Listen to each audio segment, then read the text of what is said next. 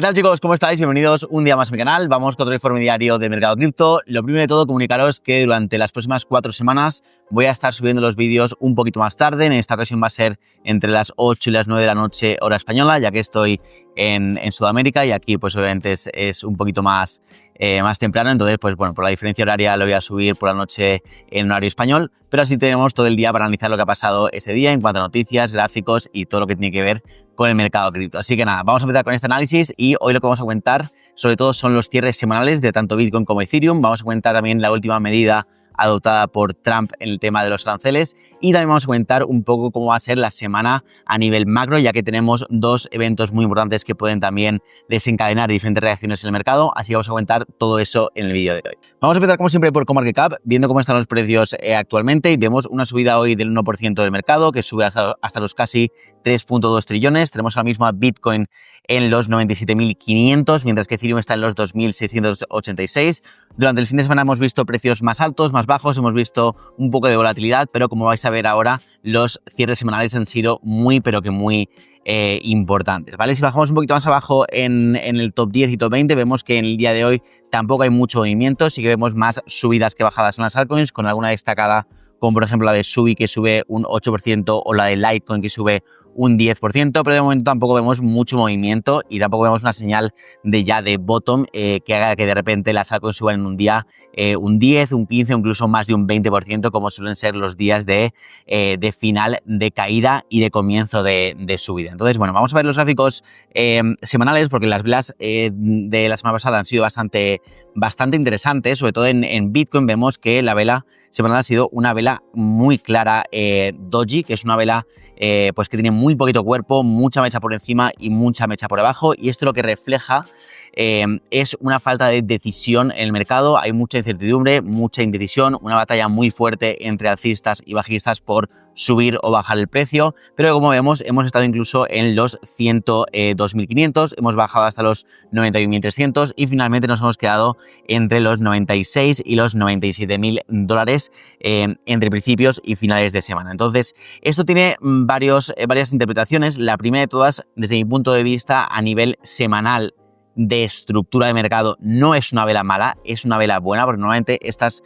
velas suelen reflejar indecisión, como he dicho. Y después del patrón que veníamos dibujando aquí, sobre todo en gráfico semanal, que era un gráfico que después de una subida muy fuerte habíamos hecho un doble techo bastante claro y que eso indicaba un patrón de M que nos proyectaba una bajada hasta por lo menos los 90.000 o incluso los 80.000, pues me parece una vela bastante buena, porque lo que refleja es que no hay una decisión y una fuerza bajista suficiente como para directamente, a pesar de este doble techo, tirar el precio a los 90.000 o incluso por debajo de este nivel, que es donde se hubiera completado el patrón de doble techo y nos hubiera proyectado una caída por lo menos hasta los 80.000 dólares. Entonces, a nivel de estructura de mercado en gráfico semanal me parece una vela positiva, ¿vale? Pero si bajamos un poquito más abajo en temporalidad, en gráfico de un día, vemos que la indecisión es máxima ahora mismo. O sea, es muy raro que veamos 4 días consecutivos prácticamente con muy poca volatilidad en los cierres, porque como veis aquí,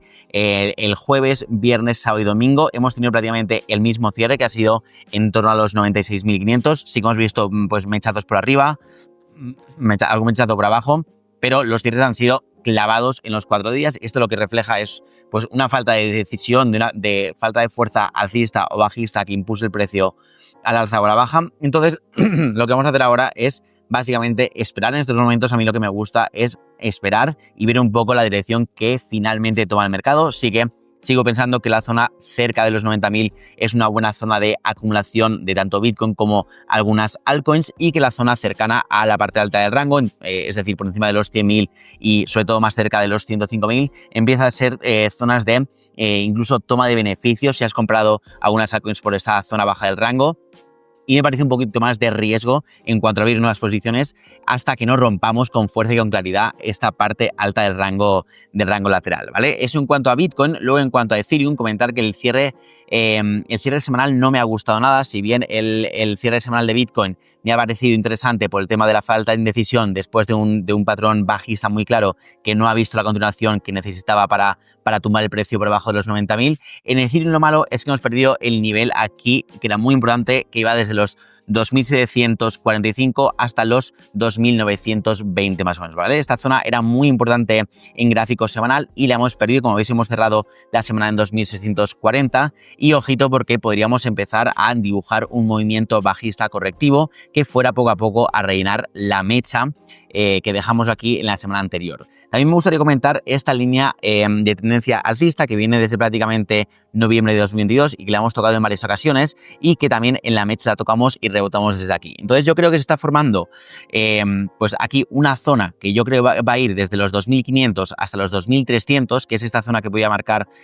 con un rectángulo en verde aquí, que me parece una zona muy interesante, pero muy interesante de compras en Ethereum, ¿vale? Tengo que comentar que en Ethereum hemos visto pues un récord de posiciones en corto abiertas, es decir, de gente que está posicionando a la baja en Ethereum, y esto tiene también dos connotaciones, ¿vale? Una positiva, bueno, una negativa primero, que es que obviamente mucha gente se está poniendo a la baja en Ethereum y por tanto están vendiendo Ethereum, pero la buena es que cuando se genera una situación en el mercado con muchísimo apalancamiento, ya sea al alza o a la baja, eso es gasolina para el movimiento contrario. Es decir, si mucha gente se pone a la baja en Ethereum ahora, quiere decir que hay mucha gente que está vendiendo en corto, que está tomando prestado Ethereum para venderlo en precios actuales y luego volver a comprarlo en precios inferiores para devolver el Ethereum prestado y sacar la diferencia entre el precio al que lo vendieron y al que lo están comprando, y por tanto tienen un stop loss probablemente por encima de los 3.000, ya que esta es la otra zona muy importante. Seguramente la gente está dibujando el trade que vamos a ver ahora en pantalla, que es entrar aquí en torno a los 2.650 o 2.700, poner el stop loss por encima de los 3.000, ya que aquí hay una zona de oferta muy importante, y buscar la caída hasta aquí, hasta los 2.100, 2.200, que tendría un ratio de 1 a 1, y por tanto yo creo que es un trade que mucha gente está haciendo, pero claro, a esto supone que aquí hay muchísima liquidez por encima de los 3.000 porque hay muchos stop loss puestos por encima de esa zona, y por tanto con el precio de repente decía irse para arriba, ahí sí que podemos ver una subida muy fuerte, porque esto provocaría muchos stop loss en estas posiciones en corto y provocaría por tanto muchas compras, ¿vale? Un movimiento aquí otra vez por encima de este nivel creo que desencadenaría una subida muy fuerte en el precio de Ethereum, y es lo que creo que podemos ver en las próximas semanas, sin meterme en si va a ser desde los 2.600, 2.500 o un poquito más abajo. Creo que perfectamente podemos